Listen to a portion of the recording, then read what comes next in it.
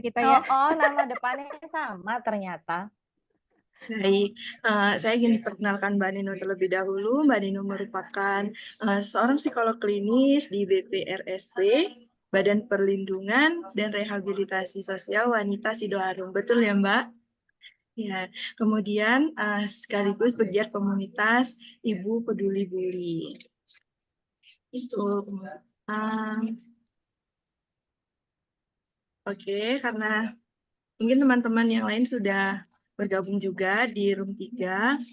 Saya akan sedikit menjelaskan tentang garis besar yang akan kita bahas di room 3 kali ini.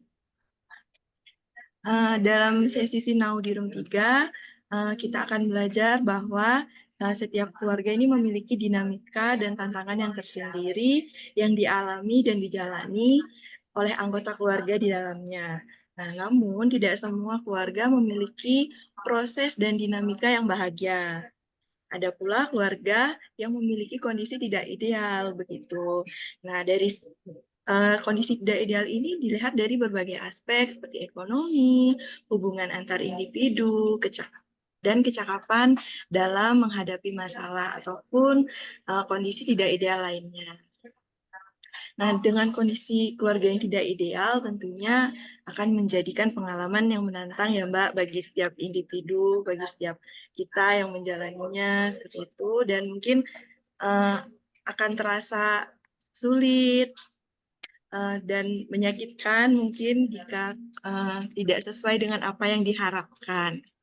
Nah, pada situasi ini, kita sebagai individu perlu memiliki kekuatan dan kesiapan dalam menghadapinya.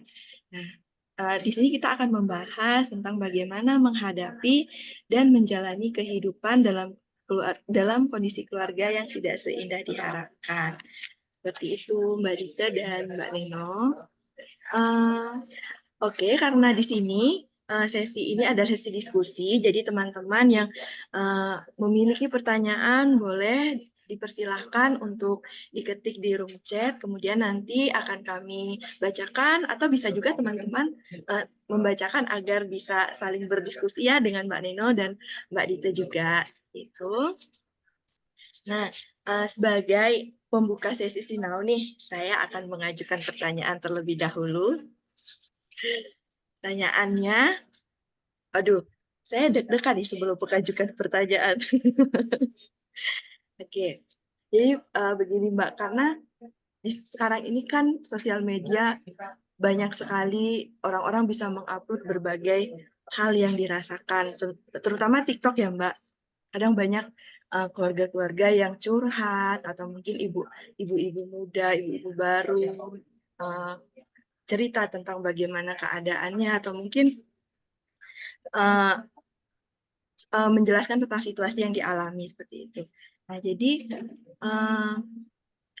ketika seseorang itu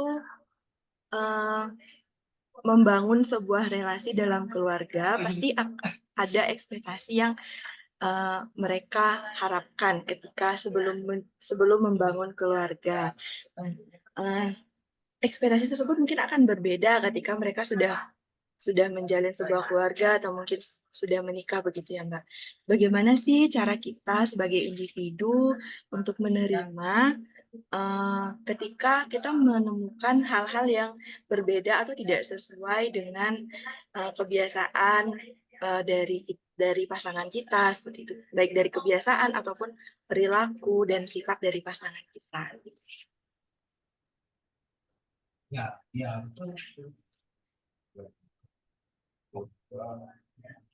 Baik. Mbak Nino dulu boleh, nggak apa-apa, silakan boleh ditanggapi Mbak. Oke, nah, selamat siang semuanya. Boleh deh, ini kan cuma dikit, kalau boleh sambil on cam semua, kalau memungkinkan biar kita enak lah diskusinya gitu. Kalau tadi kan berbanyak, kalau ini kan cuma sedikit, nggak apa-apa ya kalau peserta bersedia on cam. Mumpung dikit, jadi kalau mau curhat boleh gitu ya Mbak ya? Iya, nanti kalau yang malu ya tutup kamera ya nggak apa-apa. Boleh. Mumpung lah teman-teman.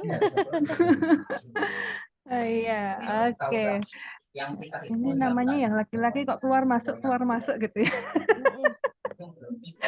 Oke, ya terkait dengan pertanyaan tadi bagaimana kita beradaptasi, kemudian bisa menerima kondisi dari pasangan kok ternyata berbeda ya dari pas ketika mungkin dulu pernah pacaran atau mungkin yang dijodohkan.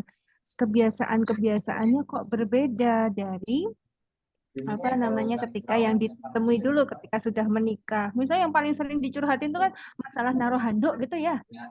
Tuh, naruh handuk aja jadi bisa jadi perang besar itu. Yang harusnya langsung dijemur tapi masih taruh aja di kasur, handuknya basah. Terus kenapa kalau laki-laki itu kalau mandi handuknya sampai basah kuyup gitu? Itu juga heran gitu. Hal-hal yang sederhana kayak gitu. Terus kemudian kalau ngambil baju ini sampai yang ini udah ditata rapi kayak gitu, tapi kenapa terus jadi abul-abulan nggak karuan kayak gitu. Kayak nggak merasa, aduh nggak guna banget sih ini udah ditatain rapi-rapi, tiba-tiba narik baju abul-abulan kayak gitu. Belum lagi kebiasaan-kebiasaan yang lainnya. Nah, bagaimana caranya? Nah, tentu saja dalam membangun ketahanan keluarga, karena kita tadi temanya adalah sambat bareng ya, membentuk keluarga yang kuat, itu kan kita membentuk ketahanan keluarga seperti itu. Itu kan ada 3 hal, yaitu kohesivitas, fleksibilitas, dan komunikasi. Ini yang dari teorinya The Friend ya, untuk ketahanan keluarga seperti itu. Nah, ketika kita perlu mengkomunikasikan. Nah, dari 3 tadi ada kohesivitas, fleksibilitas, dan komunikasi. Ya, kita perlu mengkomunikasikan kebiasaan-kebiasaan kita. Kalau misalnya ada hal-hal yang kok kayaknya ini perlu dikomunikasikan deh.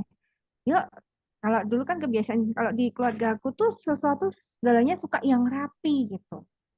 Yang satunya sukanya awut-awutan. Ini hal yang sederhana gitu. Tapi kalau ini bertentangan terus, rasanya juga bikin stres gitu ya. Nah, itu bagaimana tugas kita sebagai pasangan dalam beradaptasi itu di hari-hari pertama kehidupan pernikahan ya. Ayolah berkompromi, ayolah berkomunikasi, sampaikan. Ada apa yang kiranya yang masih bisa disepakati bersama. Nanti kalau balik lagi gimana? Ya nanti tergantung dari bagaimana kita komunikasikan fleksibilitas kita. Apakah kalau selama hal-hal kecil yang nggak terlalu apa, kalau dalam Islam selama itu nggak ganggu tauhid, itu nggak meruntuhkan keimanan, ya wis rapopo lah. Masih bisa dikompromikan kayak gitu ya. Kalau yang hal-hal yang prinsipal itu yang sulit. Tapi kalau yang hal-hal sederhana, yuk kita sama-sama membangun kebiasaan-kebiasaan yang baik. Kan kita juga membangun keluarga itu dari keluarga punya yang kebiasaan yang berbeda gitu ya. Ya kita bikin kebiasaan baru di keluarga baru. Misalnya kalau oh ini kalau habis mandi itu enaknya handuk langsung dijemur, tidak ditinggal di atas kasur. Ya kalau misal istrinya bersedia ya nggak masalah sih. Tapi kalau itu diungkit terus, itu bagi suami juga bisa bikin gitu. Ya pentingnya untuk berkomunikasi, menyampaikan apa yang dirasakan kepada pasangan, lebih terbuka untuk bisa saling beradab, saling kenalan. Proses kenalan itu sepanjang pernikahan. Karena kalau dalam Islam juga kan pernikahan itu menyempurnakan separuh din gitu ya. Menyempurnakan separuh din artinya juga kita belajar terus, menyesuaikan terus nanti dengan menyesuaikan dengan tujuan-tujuan yang kita punya dalam pernikahan itu. Itu untuk pembukanya, nanti kita bisa saling diskusi lagi. Silakan Mbak Dida. Iya, makasih Mbak Eno. Masih dia nggak kedengaran suaranya. Sekarang udah. sudah? Tapi suaranya nggak masuk. Oh gitu. Suaraku masuk nggak? Kalau di sini terdengar. Oh, di Novi kedengeran ya? Oke, baiklah. Semoga di teman-teman yang lain kedengeran ya. Kalau misalnya nggak kedengeran, boleh ditulis di kolom chat ya teman-teman. Apakah tidak terdengar gitu? Iya sih. Saya tergolong manten baru anyar Mbak. Anyarnya nggak anyar banget, tapi dibilang lama ya enggak gitu. Saya baru mau 2 tahun menjalani kehidupan pernikahan gitu ya, dan salah satu yang menjadi struggling saya adalah memang beradaptasi dengan kebiasaan pasangan. Kebetulan kami kenalnya sebelum menikah itu sudah hampir 10 tahun lebih gitu ya. Oke. Apa namanya, jadi, ya waktu masa-masa pacaran gitu tuh, oh yang ngerasanya sudah tahu, sudah kenal gitu ya, tapi ternyata begitu nyemplung di dunia pernikahan kok, loh kok ada banyak hal yang beda ya, kok ada yang tidak sesuai dengan harapanku gitu ya. Nah, yang perlu digarisbawahi adalah, pasangan kita itu adalah apa ya, individu yang hidup dan dibesarkan di sebuah keluarga yang kita kan nggak bisa ikut campur masalah itu gitu ya. Mereka hidup sendiri, dibesarkan dengan budayanya sendiri gitu. Kecuali kalau memang dari awal hidupnya bareng ya harusnya tahu, tapi kan ini enggak gitu. Kemudian menyatukan dua kebiasaan, menyatukan dua pola asuh itu kan nggak semudah kayak kita masang masang Lego yang diklep gitu langsung nempel. Kadang pun kalau Lego nggak sesuai pun dia nggak akan rapet gitu kan. Nah, ya ini sama sih sama kayak kita sama pasangan gitu loh. Jadi kalau ditanya acceptance-nya seperti apa ya kita harus menyadari dulu bahwa oh ya suami kita, istri kita, pasangan kita itu adalah individu yang dibesarkan dengan cara yang berbeda, dengan budaya yang berbeda, dengan prinsip yang berbeda gitu. Nah, ketika memang memutuskan untuk hidup bersama kan memang harus ada adjustment nih. Gitu tuh harus disesuaikan lagi nih aku maunya seperti apa, kamu maunya seperti apa. Yuk kita cari jalan tengahnya sama-sama gitu. Jangan hanya perkara handuk basah di kasur aja kok itu jadi kalau orang Jawa bilang kedowo-dowo gitu ya Mbak ya dipanjang-panjangin gitu loh. Padahal masih banyak masalah yang lebih penting buat dibicarain daripada mengungkit perkara si handuk basah atau celana kotor ngelumbruk atau ditaruh di bawah gitu aja. Nah, buat teman-teman yang baru mulai mau melanjutkan ke jenjang yang lebih, maksudnya dari pacaran mungkin kemudian mau menikah itu yang perlu di-adjust apa yang perlu di-adjust itu tadi. Mereka punya pasanganku punya kebiasaan apa ya? Itu sesuai nggak ya sama aku? Kalau ternyata nggak sesuai sama aku, apa ya yang bisa kita kompromikan bersama gitu? Kayak tadi di board depan sama Mbak Nesi kan ya memang harus dibicarakan gitu loh. Aku tuh kok nggak suka ya lihat kamu makan kakinya naik misalnya gitu. Naik ke atas kursi gitu. Buatku itu sesuatu hal yang tidak menyenangkan atau itu nggak sopan gitu. Padahal itu kalau mungkin di keluarganya dia itu adalah hal yang biasa aja gitu. Karena memang culture-nya seperti itu. Nah, itu yang perlu dibiasakan. Oke, kalau kita makannya di meja makan, boleh ya kakinya nggak naik misalnya gitu. Atau ketika kita makannya lesehan, ya nggak apa-apa kakinya naik sambil buat menopang tangan mungkin atau apa itu sangat bisa banget dibicarakan gitu. Dan kayak tadi Mbak Neno bilang bahwa yang namanya pernikahan itu tuh belajarnya terus-menerus seiring dengan perubahan zaman, seiring dengan perkembangan zaman. Kalau saya sih mengibaratkannya menikah itu kayak lari maraton. Panjang banget jalannya teman-teman. Dan itu punya punya trik khusus biar kamu nggak kecapean ketika mencapai garis finish gitu ya. Di awal larinya harus seperti apa, kapan harus nambah kecepatan, kapan harus memelankan kecepatan kita lari, kapan kita boleh jalan, kapan kita boleh berhenti gitu. Itu ada trik-triknya dan itu setiap keluarga itu beda-beda, nggak bisa disamain. Oh mungkin di keluarganya Mbak Neno seperti ini. Wow larinya dari awal tuh udah yang langsung kenceng gitu ya, baru nanti di akhir yang pelan gitu. Sedangkan mungkin di keluargaku nggak bisa dari pelan dulu, kemudian kenceng, kemudian pelan gitu. Dan itu di setiap orang, di setiap keluarga akan beda-beda gitu. Jadi kalau boleh saya bilang jangan itu loh keluarganya sih itu aja bisa gitu. Masa kita enggak gitu. Itu yang harus mungkin jangan sering-sering dilakuin gitu ya Mbak Neno ya. Kalau enggak nanti repot gitu. Gitu sih Jangan kalau suka aku banding-bandingin lah sama yang lain. benar gitu. Apalagi sekarang ngebandinginnya sama Nikita Willy tuh ibu-ibu ya. Aduh, Ibu-ibu gitu. Jangan parentingnya yang halus gitu, yang satu kayak dicontoh boleh, tapi jangan terus langsung harus jadi kayak gitu. Wah, si ibu lahir di didikan parenting VOC, kemudian harus menjadi amat sangat lemah lembut itu adjustment-nya tuh bisa sih, tapi mungkin harus berusaha lebih gitu. Gitu Novi kalau dari kami. Oke Mbak, wah menarik ini tentang parenting VOC dan yang satu lagi Mbak Nikita Willy. Nah, saya jadi menimbulkan pertanyaan nih Mbak.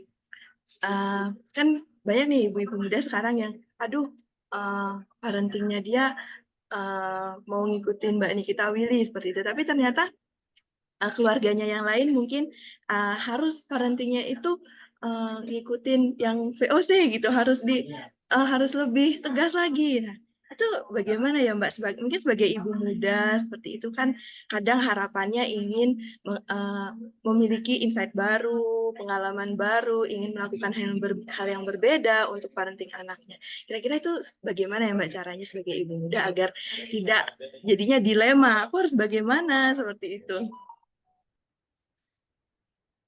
Monggo Mbak Neno. Kalau saya soalnya belum punya buntut, Mbak. Jadi mungkin sharingnya berdasarkan kalau menurut teori ya, kalau saya gitu. Kalau menurut teori panjang ya Mbak Dita ya. Panjang bener. Iya, bagaimana urusan parenting ini, yang VOC atau yang tipe alusan ini? Terus nanti kalau dari keluarga ini begini, belum lagi nanti kalau menurut neneknya itu harusnya begini.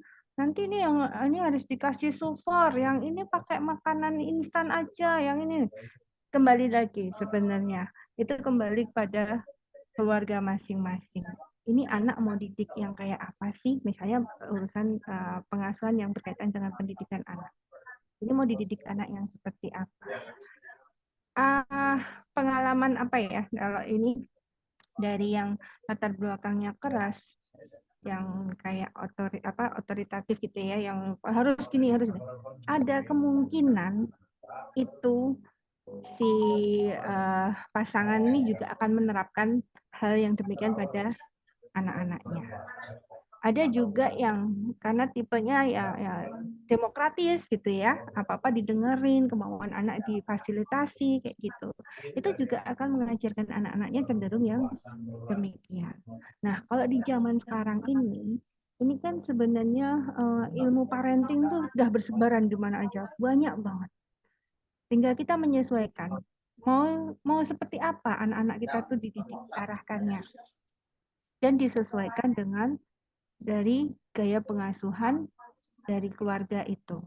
Nah, ini pentingnya juga tidak yang terlibat pengasuhan nggak cuma si ibu aja, si ayah juga mesti terlibat. Mau hasilnya berdua kok, masa yang iniin cuma ibunya aja. Tapi pada prakteknya di masyarakat juga banyak ibunya aja yang berperan, sementara ayahnya kurang berperan. Nah, itu juga pentingnya lagi-lagi komunikasi, kita menyampaikan gitu. Kalau yang di mana sih dari parenting itu kan masih ada tipe-tipe yang di ininya kan banyak sekali ya, yang di sekarang yang media sosial yang beda tuh, ada Montessori lah, ada yang apa itu, saking banyaknya ya, ini nyebutnya cuma Montessori, tapi kan saking banyaknya ya gitu ya.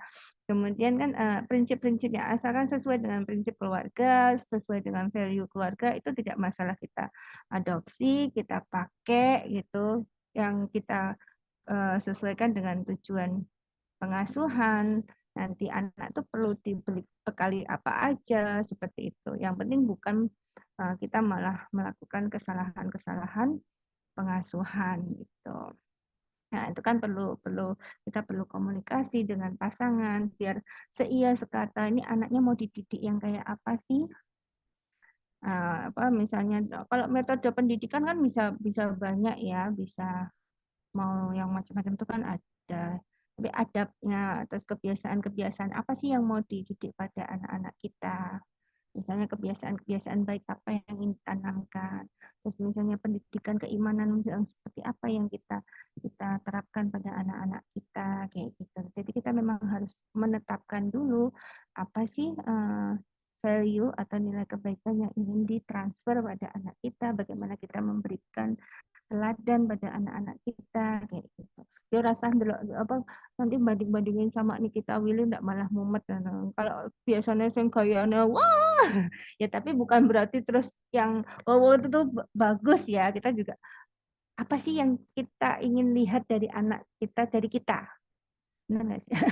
Apa yang ingin kita contohkan pada anak-anak kita.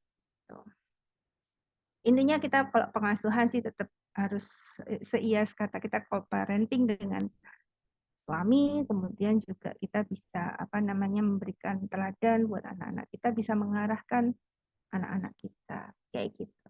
Prinsipnya sih seperti itu.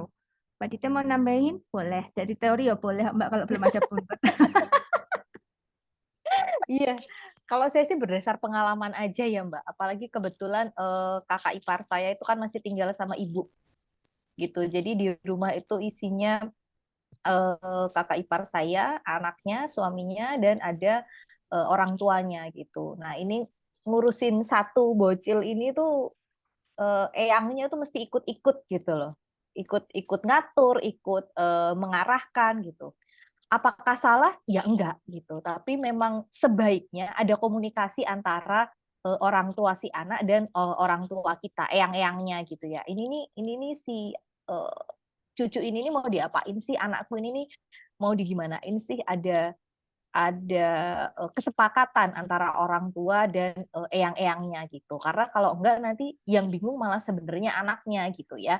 Em, Kalau memang mau mencontoh Nikita Willy ya nggak apa-apa gitu, boleh diambil yang bisa dan yang sesuai. Kalau ternyata kok background keluarganya dari Sumatera yang biasanya keras gitu ya, yang nada nada suaranya memang tinggi, mau dibilang lemah lembut ya susah gitu.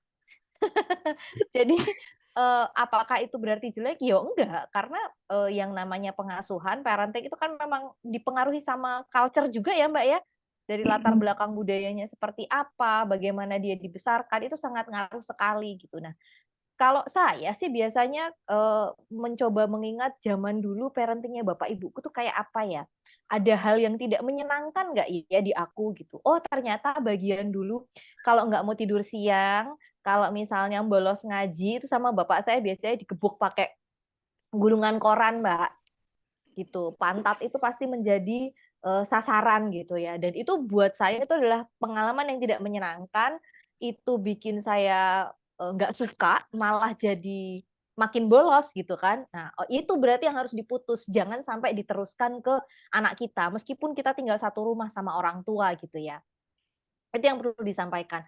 Pak Bu, kayaknya zaman sekarang udah nggak bisa kalau anak-anak itu dikerasin dengan cara dipukul, dijewer, ditabok gitu.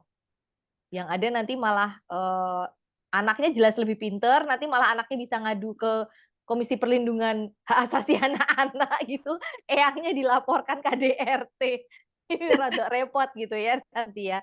Gitu kan. Jadi boleh yuk kita cari cara ya gimana ya biar biar bisa selaras gitu. Bapak Ibu yang nggak nyamannya apa? Oh ternyata kalau di rumah eyang-eyang tuh lebih seneng suasana yang hening gitu, yang tenang gitu. Oke, karena mereka butuh istirahat. Ya, berarti kalau sudah lepas dari jam 8, kalau misalnya mau main games, mau pakai gadget, mau nonton TV, apa segala macam, mungkin volumenya bisa dikecilkan, tidak terlalu besar. Kalaupun main, ya mainlah yang tidak menimbulkan suara yang terlalu gaduh gitu loh. Jadi ada win-win solution buat keduanya. Anaknya juga tetap bisa main, eyang-eyangnya juga merasa oh ya aku tetap dihargai ya sebagai orang tua di sini gitu. Jadi lagi-lagi berkomunikasi itu sebenarnya menjadi kunci utamanya ketika apa namanya kita menerapkan si pola pengasuhan itu gitu. Dan benar tadi kata Mbak Neno bahwa kita sama pasangan harus seias kata dulu, jangan sampai ibunya bilang boleh kok bapaknya enggak ataupun sebaliknya.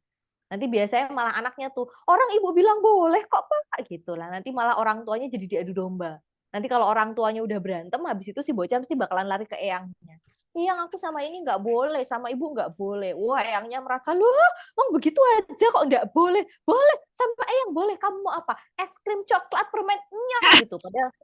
Padahal anaknya punya alergi misalnya, anaknya tidak bisa terlalu manis gitu, tidak boleh ya pokoknya punya pantangan-pantangan gitu ya. Tapi karena tidak ada komunikasi di antara orang tua ini, anaknya jadi nyoh gitu. Dia bebas merasa menguasai apa orang dewasa di sekitarnya gitu. Gitu, Nov. Tambahin dikit Mbak, yang apa tadi hubungan dengan mertua juga gitu ya, dengan eyang-eyangnya gitu. Kadang kan ada berbeda style pengasuhan gitu ya, yang apa eyangnya maunya begini. Biasanya ini berkonfliknya kalau pas kunjungan ke rumah eyang kayak gitu. Nanti eyangnya serba membolehkan, sementara yang si orang tuanya strict, ini nggak boleh ini nanti ya itu tadi kayak yang masalah alergi kayak gitu, terus jam tidur, terus bagaimana berinteraksi dengan gadget. Nah, yang seperti ini memang perlu perlu ada komunikasi terlebih dahulu, dan perlu fleksibilitas kita juga, nggak selalu semuanya apakah yang kalau masih bisa ditawar ya oke lah, nggak apa-apa, itu emang cara eyangnya untuk bisa nyenengin cucu-cucunya kayak gitu. Tapi kalau yang misalnya udah nggak bisa, jangan, kalau yang bagian ini nggak boleh, ya itu juga perlu dikomunikasikan pada pihak orang tuanya. Terus kalau misalnya stylenya yang berbeda, nanti ini tuh gini gini gini gitu ya, yang dulu kamu tuh diginiin juga nggak apa-apa kok. Ya, kita juga bisa matur sama orang tua kita bahwa, oh, kalau yang hasil belajar saya itu nggak kayak gitu, yang kayak gitu tuh nanti jadinya nggak baik. Ya, itu juga perlu disampaikan dengan cara yang baik biar tidak kemudian jadi eh, masalah di kemudian hari. Nanti jadi bisik-bisik kalau di luar gitu ya. Itu banyak di masyarakat yang kayak gitu. Oke, lanjutkan Mbak Novi. Oke, baik. Terima kasih Mbak Neno dan Mbak Dita atas jawabannya. Jadi, saya ingin menggarisbawahi mungkin bahwa dalam membangun sebuah keluarga itu perlunya komunikasi baik antara pasangan ataupun dengan orang tua, baik dalam mendidik anak, seperti itu ya Mbak. Oke, berhubung dengan komunikasi nih Mbak. Nah, saya mendapatkan pertanyaan nih dari teman-teman di terdekat saya bahwa mereka ini komunikasi baik dengan orang tua itu kurang terbuka seperti itu karena mungkin ini dari POV sebagai anak gitu ya Mbak. Karena kan mereka lagi-lagi melihat komunikasi temannya dengan orang tuanya itu baik, boleh bisa bercerita, curhat seperti itu. Nah, lalu teman saya ini bertanya, kira-kira bagaimana sih caranya saya agar bisa lebih terbuka lagi dengan orang tua saya, agar bisa lebih berkomunikasi dengan baik lagi, mengutarakan apa yang dia inginkan, dia rasakan, seperti itu.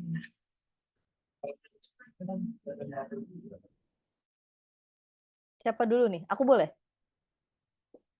Boleh ya, gantian. Oke. Terima kasih. Ngobrol sama orang tua menjadi hal yang sulit itu adalah aku dulu. Saya dulu tuh kalau sama bapak ibu, terutama sama bapak ya. Sama bapak tuh rasanya kayak temboknya tuh tinggi sekali gitu. Apalagi saya anak pertama, saya merasa bapak saya punya harapan yang lebih gitu. Tapi saya juga tahu saya menghancurkan harapan bapak saya itu ketika kelas 3 SMA. Jadi waktu dulu saya masuk SMA, kemudian memutuskan untuk masuk ke IPS, dan bapak saya tuh nggak terima. Enggak, kamu harus masuk IPA. Padahal nilai kimianya 2. Kok ya mau masuk ke IPA itu kan makso gitu ya. Makso aja pakai banget gitu. Terus enggak, aku nggak suka. Aku mau masuknya ke IPS. Itu kami sempat sempat bersih tegang. Kemudian ada apa ya, ada gesekan yang saya ngerasa banget bapak saya tuh menjadi lebih diam, menjadi kalau bahasa Indonesia, bahasa Jawanya itu dijotak, Mbak. Saya nggak diajak ngomong sama bapak, tapi bukan yang langsung sama sekali nggak diajak omong ya, tapi dari cara beliau merespon saya, dari cara dia menanyakan kabar, itu rasanya dingin banget. Kan kerasa banget ya kalau yang biasa berkontak dengan orang tua terus tiba-tiba nanyanya cuma sekedarnya atau apa. Memang bapak tuh tidak pernah menanyakan saya secara langsung, tapi biasanya lewat ibu. Ini kok enggak gitu loh. Itu saya ngerasa banget bahwa oh ini aku kayaknya menghancurkan harapan bapakku deh dengan aku memutuskan masuk ke IPS. Gitu. Itu saya agak dingin-dinginan begitu sampai saya itu kelas 3 SMA. Kemudian saya bisa lulus, terus kemudian bapak tuh pengen banget anaknya bisa masuk ke UGM. Tak buktikan saya bisa masuk, tapi jurusannya waktu itu saya memilih psikologi dan bapak saya tuh masih belum punya bayangan, aduh kamu tuh mau jadi apa gitu loh. Yang bapakku tahu tuh yang namanya pekerjaan tuh kalau enggak ya jadi insinyur, jadi dokter. Udah dua itu. Atau kalaupun IPS tuh ya paling kamu ke ekonomi lah, yang buat gawe di bank begitu. Ini yang paling menguntungkan, yang paling membuatmu mapan itu udah 3 ini. Apa itu psikologi? Nggak ngerti apa Bapak. Udah blank. Padahal Bapak saya background-nya kesehatan. Tapi underestimate sama yang namanya psikolog waktu itu gitu loh. Apa sih nggak ngerti Bapak gitu. Itu sampai saya di 2 tahun pertama, saya kuliah itu sikap Bapak tuh masih agak-agak yang ya gitulah dingin biasa gitu loh. Nggak pernah bisa yang wah gimana gitu ya. Nah, sampai akhirnya saya bisa proof ke bapak saya ini loh Pak, iya aku sekolah, aku kuliah, aku juga bisa nyambi ngasong pekerjaan, aku dapat sampai akhirnya ada dari pihak ketiga itu yang ngomong ke bapak saya, aduh Pak, anaknya tuh kerja bareng sama saya tuh nyenengke banget, itu Dita tuh begini, Dita begitu, baru bapak saya tuh bisa luluh, oh iya ya kalau di psikologi itu ternyata berhubungan sama orang, kemudian dia bisa mengekspor orang dengan baik. Oh, sebenarnya nggak beda jauh ya sama pekerjaan jadi dokter ya. Itu bapak saya tuh baru mulai membuka tirainya gitu loh. Dulu zaman SMA itu model bapak saya ngobrol sama anaknya cuma, kamu butuhnya apa? Kamu mau apa? Kamu kesulitannya apa? Ya kamu kalau kesulitan tuh kamu usaha gitu. Jadi jatuhnya tuh cuman kayak dinasehati, terus saya cuman kayak disiram, terus tapi nggak pernah saya mengutarakan gitu kan. Sampai itu akhirnya saya punya ilmunya, saya bisa bilang, oke Pak, saya begini, saya begitu. Dan akhirnya bapak saya bisa yang, oh iya, ayo nak kita kita ngobrol, kita berdiskusi, yuk kita apa-apa yang kurang yuk gitu. Emang butuh waktu, tapi itu sangat bisa diusahakan teman-teman gitu ya. Dengan mulai nurunin ego, dengan mulai apa namanya, kita yang memulai duluan itu nggak apa-apa. Dan saya lagi seneng banget pakai yang namanya iMessage buat mengungkapkan apa yang saya rasain, Mbak. Pak, aku tuh sedih loh, Pak. Pak, aku tuh sebel loh, Pak. Pak, aku tuh khawatir loh, Pak. Khawatir terhadap apa ya? Aku khawatir, aku begini, aku begitu, aku maunya begini biar aku sama Bapak sama-sama nyaman gitu. Itu awalnya susah banget, ketahan di sini nggak bisa keluar ya Mbak Neno. Tapi begitu itu udah sekalinya keluar, ya Allah itu lega banget, itu nyaman banget, itu enak banget. Jadi teman-teman bisa mulai mencoba ngobrol sama orang tua dengan apa yang menjadi ganjelannya teman-teman gitu loh. Susah pasti, tapi itu layak dicoba, itu layak buat diperjuangkan. Kalau aku gitu sih Mbak Neno. Monggo Mbak. Oke, Kak jempol dulu. Terima kasih sharingnya Mbak Dita. Ya, kalau Mbak Dita kan masih punya orang tua gitu ya. Kalau saya udah nggak punya, dua orang tua udah nggak ada. Jadi ketika masih ada orang tua tuh manfaatin lah untuk bisa mendekat pada mereka gitu. Biasanya ini kasus-kasusnya kok nggak bisa terbuka ya sama orang tua ini pada usia-usia remaja. Karena kayak ada gap gitu ya. Tadi kan pas yang dialami Mbak Dita kan juga pas masih masa-masa SMA kayak gitu. Tapi kemudian kuliah itu kan terus kemudian bisa ada ilmunya dipakai iMessage itu tadi juga bisa mengungkapkan untuk memulai duluan seperti itu. Nah, teman-teman yang ada hambatan komunikasi dengan orang tua kita bisa apa namanya memulai duluan dengan iMessage itu juga. Kemudian kita juga memposisikan diri, belajar untuk memposisikan diri. Kalau sebagai orang tua, apa sih yang dirasakan kira-kira? Karena kalau kita sendiri yang nuntut, orang tua tuh harus paham apa yang aku alami gitu. Tapi belum tentu orang tua bisa langsung paham karena yang nggak ada ilmunya, mereka belum sampai ilmunya. Gimana sih ngadepin anak remaja yang wah ininya lagi hot banget ya, ininya keakuannya juga lagi tinggi banget itu, pengen semuanya juga diakui, terus aku tuh punya berdaya kayak gitu ya ininya. Tapi kan orang, orang tua tuh karena eh, pandangannya masih sempit, belum ini ya perlu kita buka pandangannya. Oh, Pak, Bu, dengan bercerita apa yang dirasakan, apa yang dipikirkan, dengan apa yang diinginkan, nanti harapannya apa yang bisa disesuaikan dengan harapan orang tua seperti itu. Nah, itu bisa nanti dicari jalan keluarnya bersama. Misalnya kayak yang ini tuh dulu kayak misalnya apa namanya, saya resign dari pekerjaan ya gitu. Orang tua kan ngapain aku sekolahin kamu tinggi-tinggi terus kamu resign jadi ibu rumah tangga. Itu banyak di masyarakat kita juga banyak yang kayak gitu ya, di media sosial juga banyak yang kita. Tapi saya meyakinkan orang tua saya tetap waktu itu masih ada ya orang tua saya, jadi terus saya tetap meyakinkan beliau, memberikan gambaran, oh Bu, kenapa saya resign? Ini ada kebutuhan yang lebih penting yang saya jelaskan gitu. Jadi lama-lama beliau juga bisa menerima dan bisa bisa ada hubungan yang hangat lagi. Misalnya juga kok ininya apa sih ya? Coba kita cari tahu yang disukai orang tua kita tuh apa sih? Untuk membuka blokade ya, blokade. Apa yang ini yang disukai apa? Yuk kita kasih hadiah yang sederhana aja yang disukai. Itu juga akan dengan memberi hadiah itu akan bisa meluluhkan hati orang tua kita. Tapi kadang ada juga ya yang dikasih hadiah malah dilempar-lempar, nggak suka, apaan ini, ngapain kamu ngasih-ngasih kayak gini. Nah, itu perlu mengelola emosi kitanya ya. Perlu tujuannya udah bagus, mungkin caranya perlu diperbaiki kayak gitu. Kita perlu mulai dari diri kita sendiri. Nggak usah mengharap orang tua yang harus berubah langsung yang memahami kita, enggak. Tapi kita buka wawasannya, kita apa pelan-pelan insya Allah nanti juga bisa hangat kembali hubungan orang tua dan anak. Gitu Mbak Novi. Jadi ketika kita akan menjalin komunikasi dengan orang tua bisa dimulai dari diri kita sendiri ya Mbak. Dengan mungkin bisa memposisikan bahwa orang tua kita juga pertama kali nih menjadi orang tua, jadi kita juga harus memahami bagaimana struggle-nya mereka untuk memahami kita juga sebagai anaknya, seperti itu ya Mbak.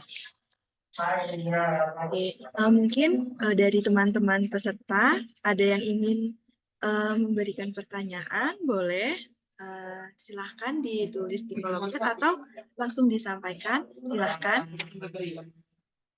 Sepertinya tadi ada dari Mbak Lala, boleh silahkan open mic.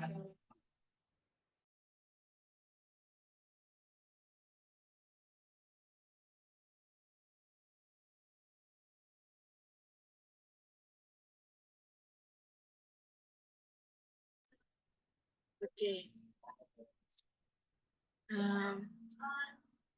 Apakah tadi ada yang open mic? Silahkan. Sepertinya tadi saya lihat username Mbak Lala. Oh. Jika kesulitan open mic boleh diketik ya. Atau teman-teman yang lain silahkan.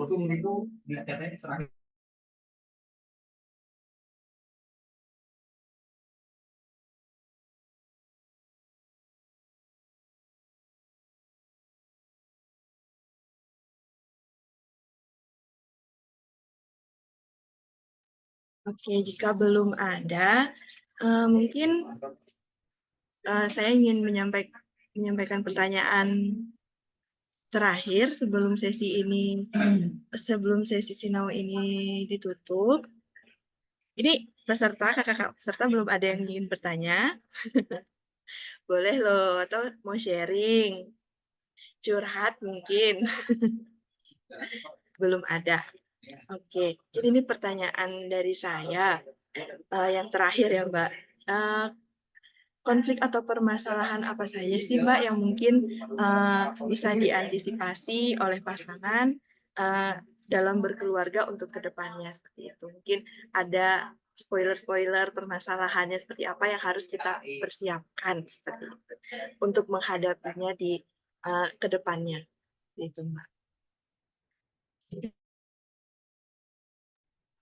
Mbak Dita dulu deh di sini soalnya baru azan kenceng banget nih suaranya Mbak Novi tadi nggak kedengeran. Iya, baik. Terima kasih. Konflik yang bisa diatasi gitu ya. Kalau sepengalamanku yang baru ini banget adalah terkait dengan kebiasaan sih sebenarnya. Itu sangat bisa diatasi banget. Selain dari kalau yang di depan tadi tentu ada finansial segala macam, itu memang sebaiknya dari awal sudah dibicarakan gitu ya.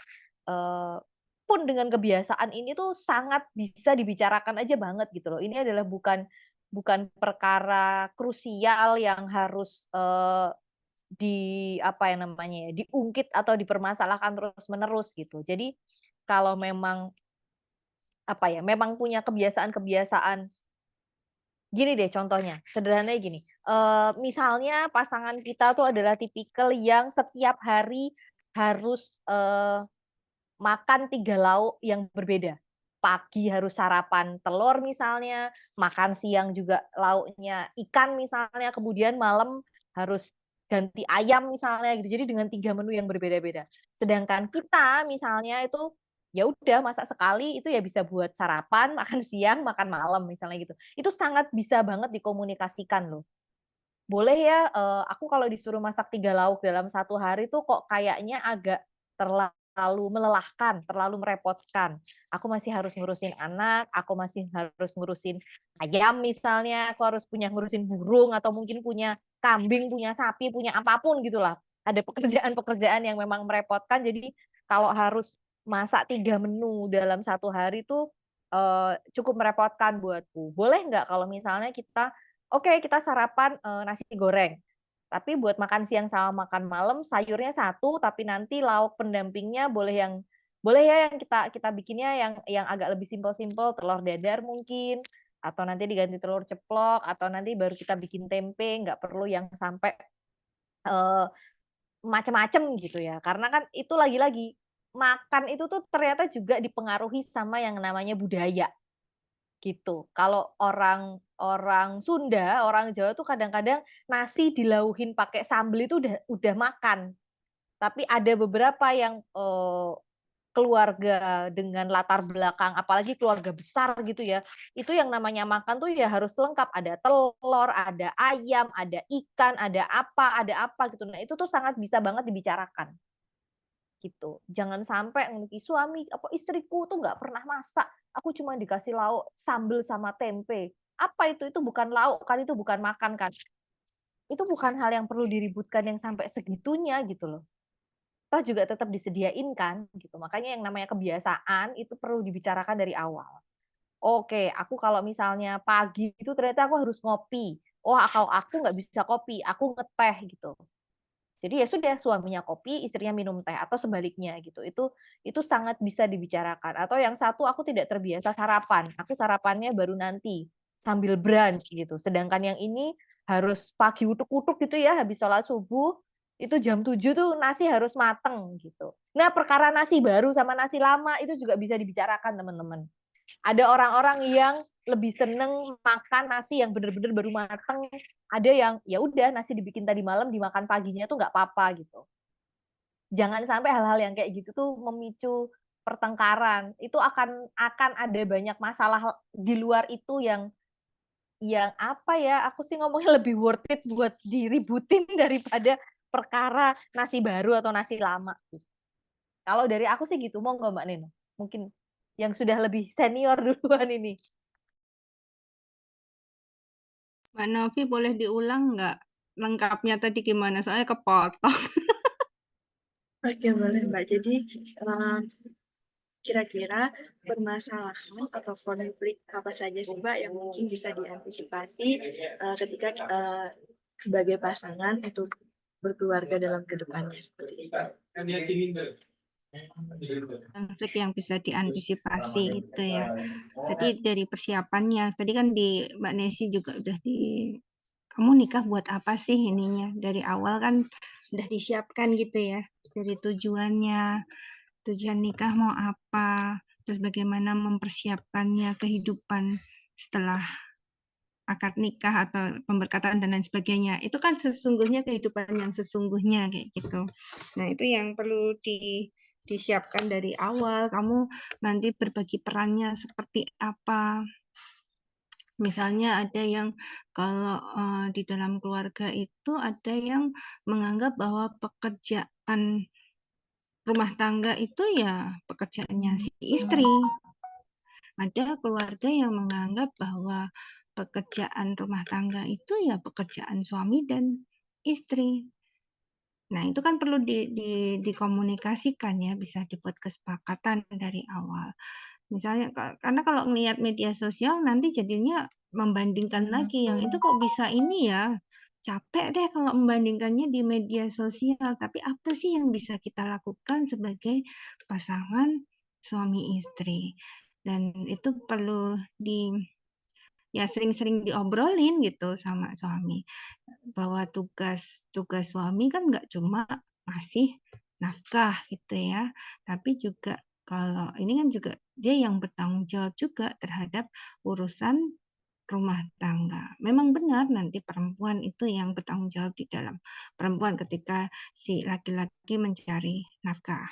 Tapi kembali lagi nanti yang berbagi tugasnya mau yang seperti apa, terus nanti berbagi pengasuhannya seperti apa. Nanti perannya si ayah terhadap anaknya gimana, ikut gantiin popok enggak atau enggak, yang apa gitu. Karena hal-hal yang seperti itu kalau enggak dikomunikasikan juga akan cenderung membuat konflik-konflik baru, akhirnya cuma mendem dewe gitu ya. Kemudian juga masalah keuangan. Keuangan itu kita juga mesti berbicara yang secara terbuka untuk kebutuhan-kebutuhannya. Antara kebutuhan dan keinginan itu perlu diatur lagi. Tadi juga Mbak Rahma sudah menjelaskan dengan detail seperti itu. Nah, itu yang terus kemudian keterlibatan keluarga besar.